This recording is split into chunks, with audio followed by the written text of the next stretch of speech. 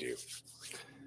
It is Thursday morning, and I am feeling a little rough, but delightfully human, which is a great thing considering the last week and a half of this perceived climb, let's just say, to what was ultimately just a fucking really insightful day yesterday. Yesterday's groups were fucking insane. Just the Discord lounge, and then we had the TikTok live, which turned into the free group at 6 p.m. Eastern time, which we do every Wednesday. Don't miss that if you can join us. And then after that, we had the tier 1 call. And throughout all of it, just reality was ringing real clear, right to the point where in the last group, there was really nothing to say, right? Everybody just kept coming to this point where it's like, well, I guess that here we are then. and that was pretty much it, which is ultimately exactly the point, right? It's like, here you are in your life. Path dissolved, step in place, pay attention. And so that was great. And then shortly after that, we played a game of StarCraft. And if anybody doesn't know, we've been gaming. And we stream it, so you can watch. But we've been playing a game called StarCraft 2, and StarCraft 2 is a real-time strategy game. And neither Andrew nor Amanda had ever played this game, or really any game like it for the most part. And they may have played the games or a game similar, but not really devoted a whole lot of time, as I had in my younger years. And so in the last week and a half, we have went from the very easy AI, playing against 3 very easy AIs, to last night playing 3 very hard AIs. And there's quite a spectrum. It goes from like very easy to normal to hard to harder to very hard. And so last night we conquered 3 very hard AIs. It took us quite a few tries to get through harder AIs. Last night we managed to beat the 3 very hards in 3 attempts, which was awesome because again, it's just another example that you don't have to be in the way. Just put in the time. Just put in the attention. And as you do so, more and more of what you're doing starts to make sense, as long as you're not judging yourself. Because otherwise you'll give up before anything ever starts to make sense. Excuse me for a second. So, that said, we conquered that shit. During the game, I decided I was going to have what I had previously encountered in a bar in Victoria on the island called a Tugosaurus. And so shout out to that bar. Can't remember what it's called. It's in Victoria, though. But the drink is essentially 2 different types of beers that are mixed together. A Dino Sour, which is also made here out on the island by Phillips, I believe. And then Fat Tug, which is a strong-ass beer, also made out here on the West Coast. Great beer. Both of them are awesome. But together, they make what is called a Tugosaurus. And so I decided to make one of those during our game last night. But of course, to make one of those, you need to split 2 beers. So I had to open 2 cans of beer. So I opened 2 cans of beer, made Tugosaurus, played a game, got our asses handed to us. Figured, okay, let's try that again. Made a second Tugosaurus, got our asses handed to us. Went for the 3rd game, made 1 more Tugosaurus. And so I had 3 beers at this point, and I was feeling good. It was a really good night. Had a lot of fun. That game lasted like an hour and a bit. And then afterwards, I figured, fuck it, I'm going to have 1 more beer and celebrate. So I opened 2 more cans. But what I hadn't recognized was that, of course, the 2 cans that I had opened previously for the 3rd Tugosaurus was still in the fridge. And so I couldn't just leave them there, having already opened 2 other cans. So I ended up having to finish those 2 cans as well. So by the end of the night, I had 6 beers. And here I am now. And I'm a little hungover, as the name on the screen says. But what was fun about it is that at one point, I would have done that because I was trying to escape something. I would have judged myself for doing that at one point as well, because the pendulum swings both ways. This morning, I'm just left with the ripple. That's it. I'm just left with the ripple. Doesn't mean anything about me. It means that I drank last night, and now I'm here this morning. And that's all the thought I really need to give it. That's the best part about it. It really is. And as a result, I feel fine. Like, yeah, I'm not like 100%, quote unquote, whatever that might fucking mean. But I'm here. still kicking along, and everything's just fine. And this will change, and then later on, I'll feel different. That's really all it has to be. That's really all it has to be. But it's the awareness that is important. Going through that whole thing, I'm like, I am getting drunk. Like from start to finish, I'm just like, I'm getting drunk. And then there's part of me is like, do you want to get drunk? And the other part of me is like, I haven't been in a while. I've got nothing else to do. Kids not home tonight. Fucking playing video games. How important is this evening exactly? And so, yeah, I just relaxed into it. I made it an important evening to me. And what was funny about it, there was nobody here. I was having the best time. I had my music going. I was fucking playing with my cat. I was cleaning my room. It was a dope night. And nobody would associate a party with cleaning the room. But that's certainly how it felt. And why? Not because of the alcohol, not because of the victory in StarCraft, not because of the day in DU, but because it's me making the most of each and every moment. And that can take all kinds of different forms. And so it was a really good night. I really enjoyed it. But I had a lot of insights, and I'm really looking forward to discussing them possibly later on in this episode or in the Patreon call later, because 20 years, plus of walking this path. And as I said in yesterday's group, just getting here by letting this go. Things are really, really settling in a way that I always discourage people from believing anything, but I do encourage you to just keep watching. This is where, people are like, how are you so certain? I'm a skeptical motherfucker. I'm suspicious of everything, but I've been watching for so long now that there are just certain things where I'm just like, yeah. Like we were discussing this yesterday, just the simple fact that we all experience this as though we're the only ones going through it. And that, goes unnoticed for the most part, but it is a clear indication that we all feel like we're the only one, because we are, because we're all the same one. That is the only thing. And so all of us would feel that way. And yet we never look at that as an indication of our unity. Instead, we look at it as an indication of our division. Because you going through whatever you're going through and just being yourself is the thing. Like looking for a thing to change the world, to shift things, to change our lives. And it's like, you're your party. You're it. And that has been hitting me more and more, how, throughout my life, I never really felt like I knew what I wanted, what I wanted to do with my life. And there were certain things that I gravitated towards or away from, certain things that looking back, I became, more or less passionate about. But even those things weren't necessarily things that I wanted. It was maybe there was like an underlying sort of theme to the things that I gravitated towards, a lot of it having to do with, building myself, making myself more. But without that, I've admittedly been kind of left like scratch my head in a lot of ways. Maybe that's indicated by my hair being less coiffed in the way that I used to do it. That I wonder if I could actually like put it back to that way. I haven't done this in a really long time, but I almost like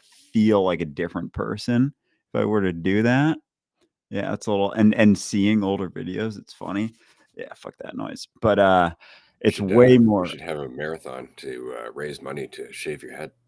Oh, I'd actually, dude, I've been thinking more because that was always something I did that my freshman year of college, and I got fuck, what's the word or the thing you get when you usually kissing too many people? Oh, mono.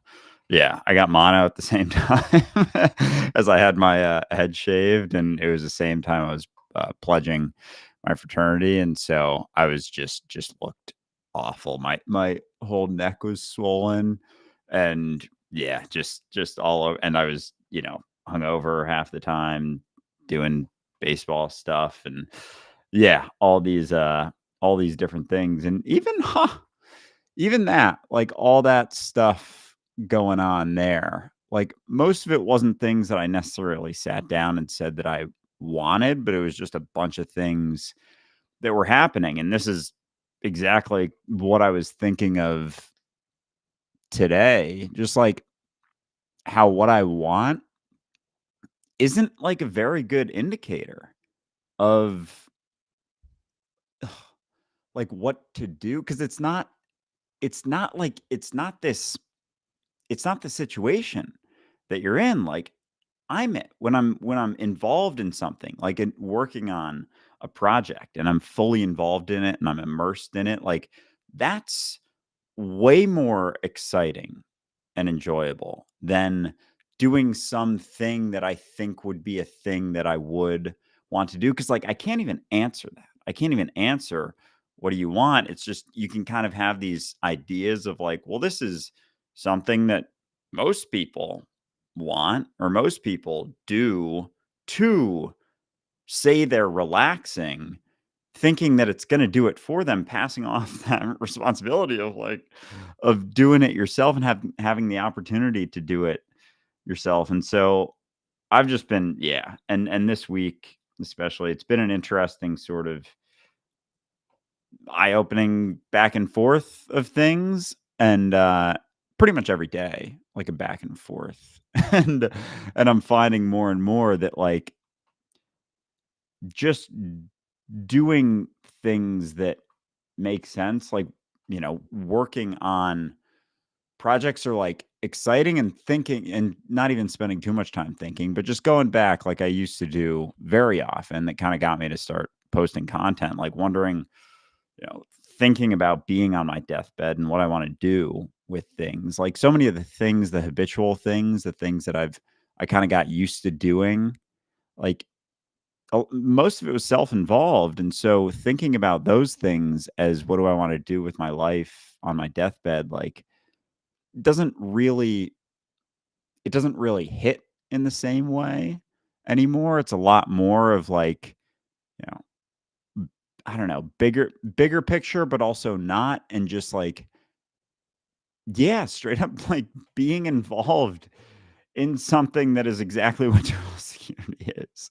And that's just gets has been getting clearer and clearer and clearer and clearer for me. And it's been admittedly something that I haven't fully taken in as being like my thing. It's been like something I've been involved with, building something, building a community that is, you know, makes sense, best next step, blah, blah, blah, whatever. Like, but I've been sitting more with it being, you know, my thing. And I was talking with Ray about this a couple days ago. And how I still was thinking of it as like my thing with other people, but it's not even that, because even then it's like there's still this thought of someone else doing it, or like and it's not to say that we don't talk about stuff or check in on things, but there's like it's less of a, well, hold on. What do I think is the best way to express this? What do I think is the best way to get this across, or express, and not even get this across, just like get things out there, express things. And all it is like what I'm going through. And like, since realizing how, I don't know, in a lot of ways with content, it's not like I've been full of shit, but there have been sides of it where it feels like it's tougher to post older videos sometimes, just because I feel like I haven't really taken it in. And so it's like, all right, fuck, if I'm gonna keep fucking posting these, I actually have to start doing shit, and like start doing things that maybe aren't. And again, it's not even doing things in a specific way to like, again, it's not to overcome anything. It's just to finally start having faith in myself, and like moment to moment having faith in myself. Like, am I really going to spend my whole life? Am I going to live my whole life the next, however many years, like planning what to do, looking around for validation, looking around to someone else for the right way to live, the right way to act? And like, I can't look around for how to start doing that. And it doesn't mean it's comfortable at first to do that because there isn't the pats on the back. There isn't anyone to tell you that you're doing things right or well. It's just you finding out for yourself, what that means. And you can only start doing that right now. Like it's the only time. And like, what's the alternative? You go through your whole life looking around, and then you get to the end of your life and you're like, all right, well, I looked around a lot, never really took the time to figure out what I wanted to do or how I wanted to do something or what I wanted to, not even what I wanted to do, but how I wanted to do the things that are happening, just living life right now. So yeah, just been sitting with a lot more of that. And I know we were talking about the alcohol stuff before. I wouldn't Now, mind I'm getting glad into we that went in this more. direction. This Yeah. is, I think this is important because, okay, so this kind of ties into the insight I was talking about. Over time, what you start to recognize, and you see this more and more after you stop thinking about yourself so much, and you stop judging like whether or not you're being unifying or a good person or kind or compassionate or any of that shit. You get out of the way and you just be what you are.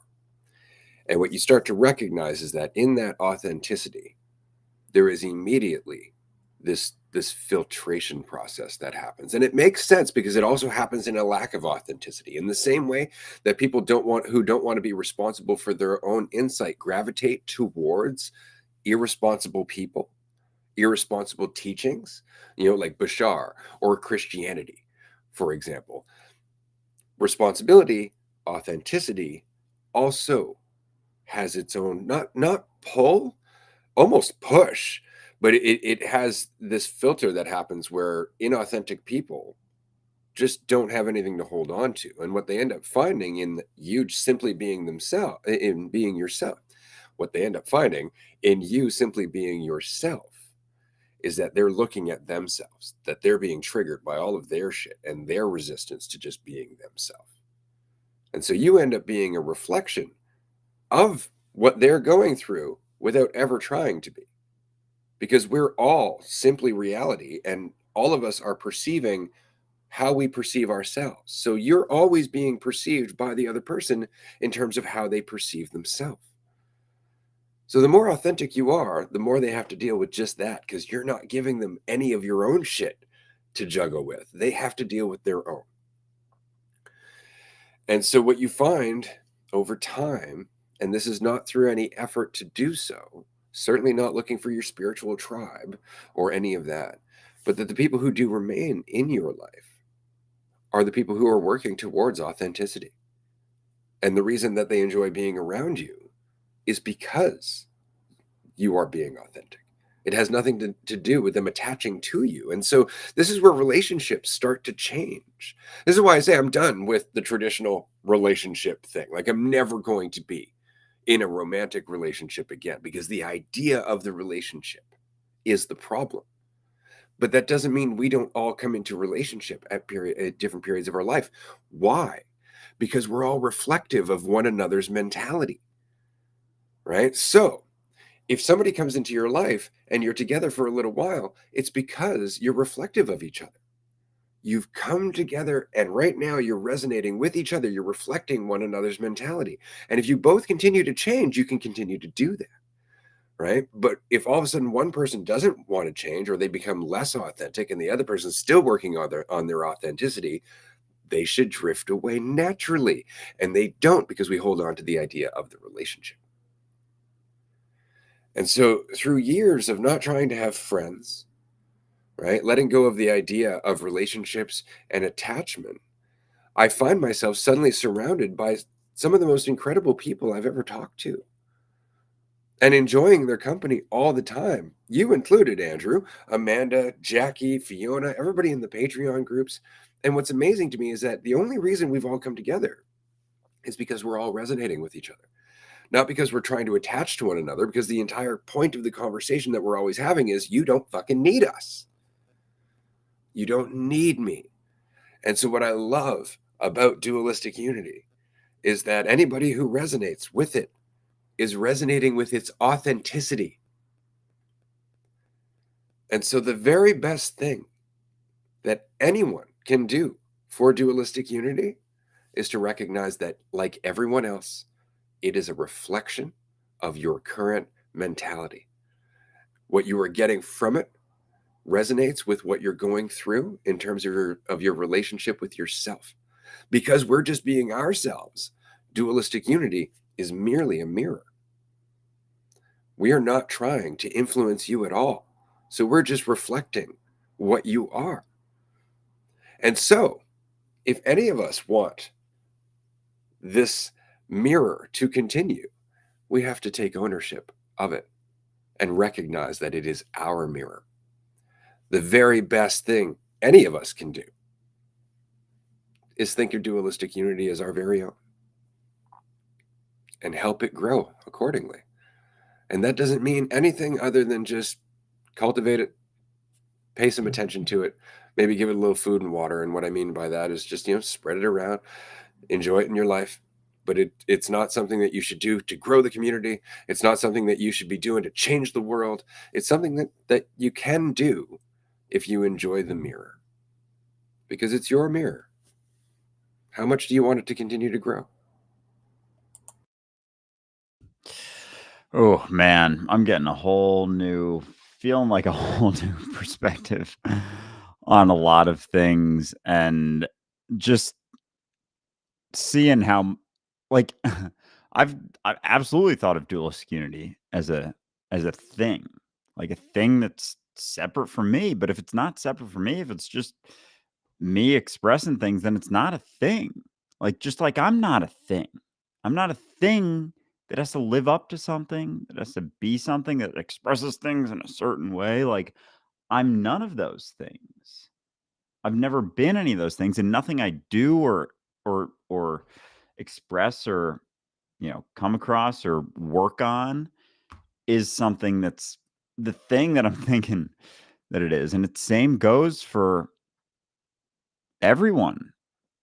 Everyone. And, like, fuck, man. Like, if dualistic unity is everyone's thing, it's like everyone's individually, then holy fuck. Like, it really is just reality expressing itself organically. And that's why, like, there's so many things about this that are just coming to a head for me. Cause, like, we do group calls, we do group calls, we do live streams, we do roundtables, call-in shows, and, like, all those things, they don't have to do with us. It's like we're the ones kind of setting it up. Like, maybe the first couple people, us, Amanda, early people on, were like the first people starting to do it. But it's not like, you join a round table. It's like, that's your podcast episode. Like, you express what you join a call-in show, you join a group, like, it's your group. It's not this type of group. It's not a dualistic unity group. It's not a Andrew and Ray group. It's your, like, straight up just your group. And this podcast is just yours. And that's why we do so many involved things. The retreat is your retreat. It's not our retreat. It's my retreat to me, but it's your retreat to you.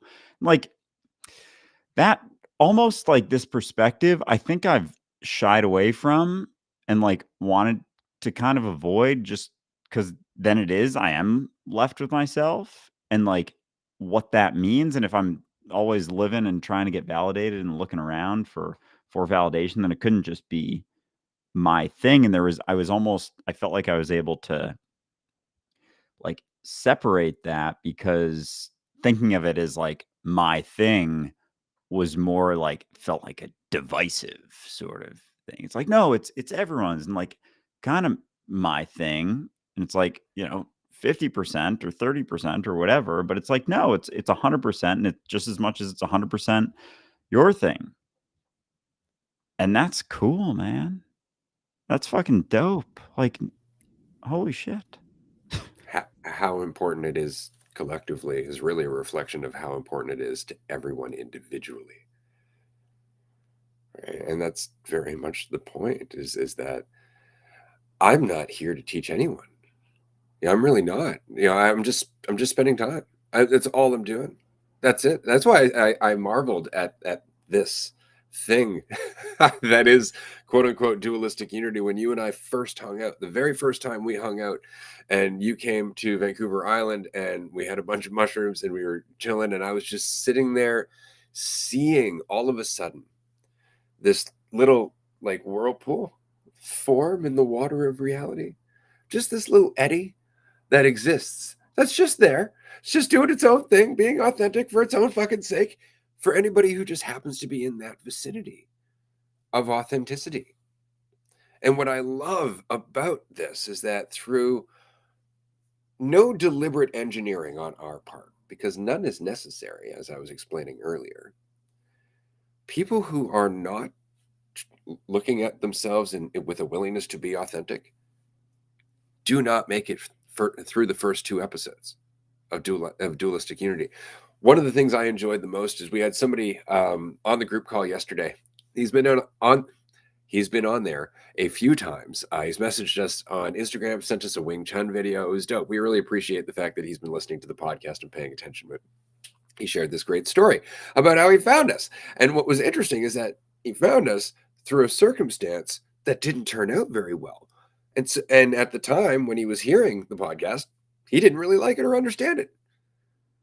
And then a whole bunch of shit just went south.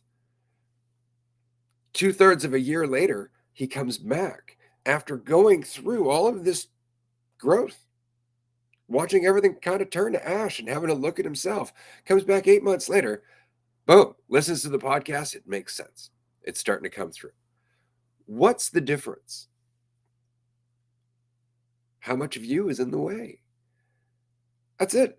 And as long as you're in the way, you're going to be in conflict. And to me, I don't need to go out there and convince you of shit. I'm just going to let the conflict beat you over the head until finally you just wander across dualistic unity.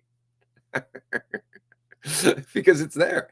You know, it's definitely, it's not about forcing it, because that is exactly the mentality that this is not going to be, because everything else is that. It comes from a need, so it comes from force. There's no force here. There's no change to be had. Change is. There's nothing to be doing. Just be you. Just be you because you can. And why the fuck not? You know, and that's not really a message so much as just how I'm spending my eternity. But that said, I wanted to go back to something you were saying earlier, because I thought this was really, really good.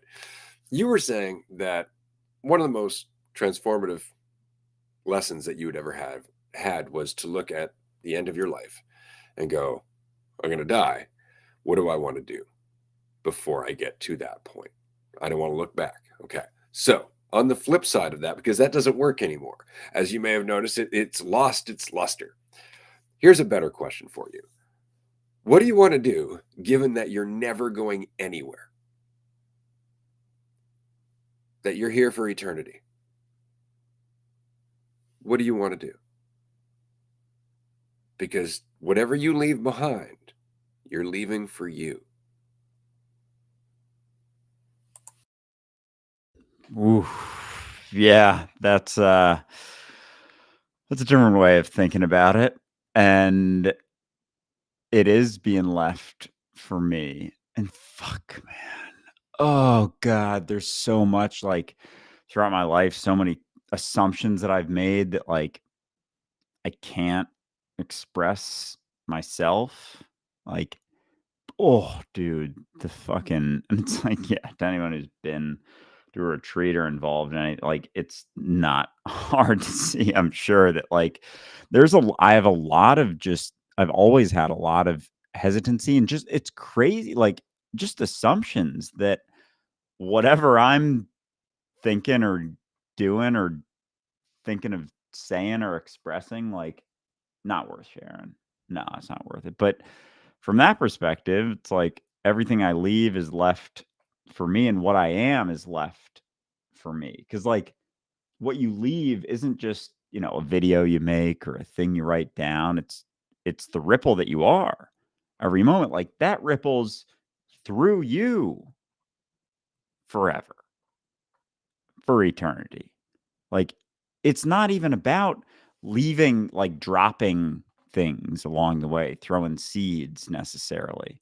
It's just being yourself. It's just expressing yourself. And like, and even, talking about, and again, it's like, what do I mean by that? Because as soon as I'm talking about like my experience with things and going through things, I'm like, well, this isn't being myself. This is talking about being myself. And I'm like, you see how difficult I can make it for myself? Like, Yes, I can. it's like, and I start judging myself for doing that. It's like, nah, you don't have to do that. Like, what's happening is what's happening. And the less there is, the less where it's like, oh no, this isn't the right way to do it. It's like those moments where you're being, goofier, sillier, weirder, whatever, are almost easier because it's just like, this is what's happening. And it's just not getting in the way. It's just not stopping it so much. It's just not halting it or looking around or looking for the validation of it. And there's times where, I'll get caught up in myself or something. And the thought of like letting go of myself is like this very scary sort of thing. Like the thought of like losing control, something like, oh, I have no sway over anything anymore. But it's like, that's the thing, feeling like you can be is the thing that keeps fucking it up. And then when like you, it's like when you're not so much, it's, it's not it's not scary in the way that I feel like it would be when I am holding on to a lot of things, and it's fascinating how it can turn into this thing that seems very scary and daunting. Like, when I'm in those spots, it's like every other day this week has felt like a back and a forth for me between, it like not feeling like I'm in control and it not being scary and being afraid of like letting go of control, which like what does that even mean? I guess in a lot of ways it's just what I'm doing, how I'm what I think, if I think something's going to do it for me or if I see that it's coming from me all the time.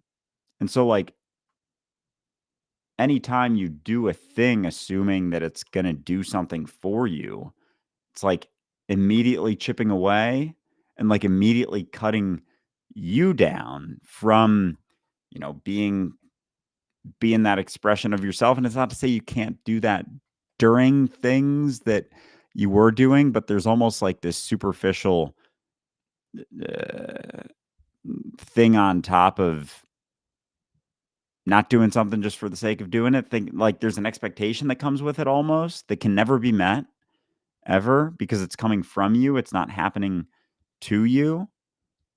And so it's like there can be a practice of that no matter what you're doing. But it also, like, certain choices shift that, I guess, or allow that to shift more easily. See, I like what you're saying here because this is very much an organic change, right? Like everybody wants to find the right thing to do. How do I change my life? What are the right things I need to do? What's the healthy thing to do? What's the right path? How do I, get out of my shit? How do I stop being so judgmental? It's like, stop looking for the black and white solution. Stop looking for that silver bullet. Stop looking for a doorway to walk through. Instead, as you're going through whatever your life is, just everything that you're doing, if you think to yourself, this means something about me, just remind yourself it doesn't. That's all you have to do. Just remind yourself it doesn't, because that's really the only thing that you've been convinced of or believe or have chosen to believe is that it does mean something about you. And so that has influenced everything you've done. Everything that you've done up until this point has been influenced by your commitment to the idea that it means something about you. And so if you just one moment at a time remind yourself it doesn't, what you will find is month by month, year by year, your life changes and the things that you're doing change because you're making different decisions that aren't based on that previous commitment. And that's the organic change. It's just to remind yourself, it's not me. I'm not thinking about myself there. I'm thinking about a fiction. I'm not thinking about what I actually am. I'm just thinking about one part of me, right? That's merely a perception based on this idea that I can be more or less. Right? And so you just go through it. You just watch them and go, no, no, I'm not doubling down on that bet this time. And that's really all it is. And what you find is all of a sudden, as I was saying earlier, your relationships change, your job changes, your ambitions, quote unquote, change, or rather the directions that you choose change because they're no longer governed by that fear and that lack and that need. And you end up finding more and more that your life is just a reflection of you, and that a lot of the shit that you're dealing with right now is a reflection of your commitment to that idea.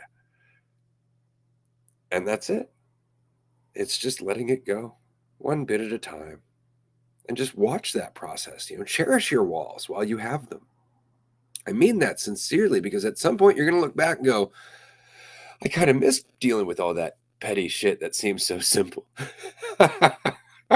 Because that's it. When people are like, "Oh, you just gotta address this. You just gotta turn vegan. You just gotta stop driving your car." And I always laugh. I'm like, if only it was that simple. Like we just want it to be so much, and it is, but not in the way that we think. It's not a simple act of control that will fix anything. It's a simple choice right now. It's a choice you can make, and it's almost like start to feel more and more exciting because it's like, oh, it is a choice I can make moment to moment to moment to moment, and there's no control in that, but there is. It's not like that feeling, the scary feeling of like no control. It's like you're not in control, but like you you have the opportunity to make choices and do things that are more aligned with where you're at right now than where you're not. And that then is reflected through your life. And so it is a moment to moment opportunity. And in that way, it you can see it more almost as something that's building. And there's an accumulation almost of those decisions. I don't know, maybe some sort of compounding effect. And there's still, you still go back and forth. And it's not to say that every time you do that, it's going to like work out great, but like at least it's you doing it. It's like finally, it's like waking up. And it's like people talk about waking up and awakening and all this shit. But really it's just that moment to moment like consideration of, oh, if this doesn't mean something about me, then what am I doing? And like it's almost like your experience becomes flipped in a way where it's from you instead of to you. It's, or as you, but it's stemming from like your experience is actually finally stemming from yourself instead of everything meaning something about you. Because as long as something means something about you, there has to be something to give that meaning and something outside of me to give it meaning, like something else that I have, can't possibly control. But like you can try and do things to try and control that.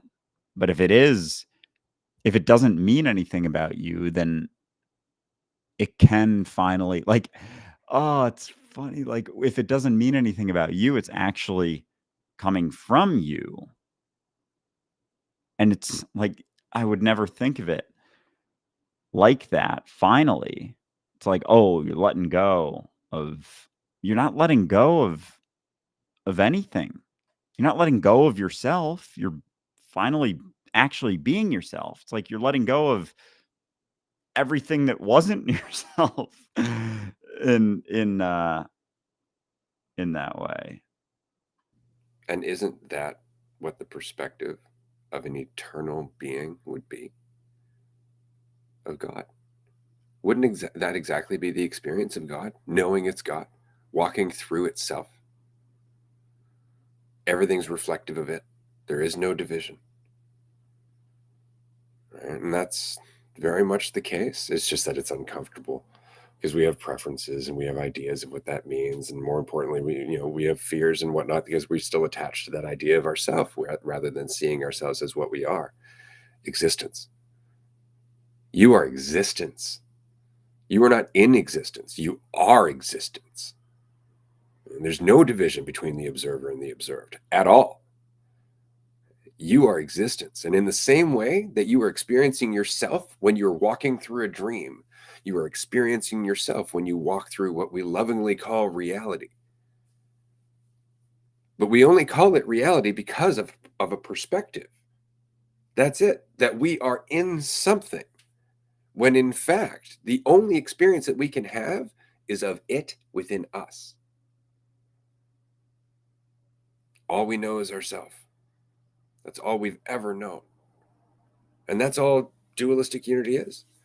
It is just an expression of knowing ourselves ongoingly, not as a concept, but as a discussion, as an act, not even as a discussion because we play games and shit too. Right? But just this is it, celebrating our time in the garden because it's our fucking garden. It's not even our garden, it's us. And yet we spend so much time running from it that we're just ruining it for ourselves. So here we've got this garden, and it's remarkably clear of clutter, and we're all contributing to it because we're all looking at it as a reflection of what we are, whether we realize it or not. That's why people are always like, oh my God, can't believe I listen to Dualistic Unity. It's like you guys are in my head. Who's in your head? What head do you think you're in exactly? Okay. This has nothing to do with our timing and everything to do with the lack of division that is and always will be. This is all reflective of you. We are going to wrap up in a few minutes here, but I wanted to make an announcement. We raised enough for 2 tickets to the California mini retreat. And I've informed the second ticket person, or the second winner, the second person who's receiving this gift from the community, of the fact that they're coming, and they were fucking overjoyed. And I'm super excited because she's been on the podcast twice. She's been around since the beginning of Dualistic Unity. She's never been able to come to a retreat, so I'm stoked to see Sunny in California. That said, there are 2 tickets left, a single bunk in the room with all the ticket winners, as well as a king bed on the top floor with previous retreat guests that you'll be sharing the room with, which is going to be dope because you can lord that king bed over them because they're all on single beds. No ego. It's all in fun. Anyway, point is, we got some tickets left for that. And lastly, and I'll pass it over to Andrew, we are expanding Dualistic Unity right now, which means that as a business, quote unquote, because we have to act under the guise of the mask that this world operates on, we are basically expanding. So what we're going to be doing is we're raising some money, and this is not a donation. So you need to understand that this is an investment, which means that there is a return on your investment over time. There is also an opportunity to own a percentage of Dualistic Unity, to actually be part of this on the admin side. And what I mean is actually just have a hand in knowing, that you contributed to this growth. Not that you're not already, but I want to make that clear. You do not have to invest. You don't have to invest. We don't need it from you. It's an option. It's just an option. If it's something that you can do, if it's something you'd like to do, if it's something that seems right to you, definitely go to dualisticulnity.com/invest, or just go to the website and it'll be under the contact drop down, and just let us know what you have in mind and why you'd like to be a part of this, because that's really important. It's not enough that people are going to be like, I have money and I want to make more money. That's not enough for us. We don't give a fuck. We really don't. As you may have noticed from the podcast, that's not what this is about. But if this seems right to you, if this feels right for where you are and what you have available to you, then definitely get in touch with us. We're going to have an investor presentation ready in the next few weeks here. That presentation will be available to anyone on the website after the presentation. So that way, if you are out there and you do know people who might want to invest in this, you can just pass them the presentation. They can take a look at it. And we do deeply appreciate your help. That's it for the announcements for me. I'll pass it over to Andrew. It's been a dope conversation, and I'm looking forward to seeing everybody in the tier 2 call after this on Patreon. Fuck yeah. This has been a lot of fun. Looking forward to seeing some of you on Patreon. And we are at time right now, so I'm not going to keep talking. I'm just going to sign off. We will talk to you very soon.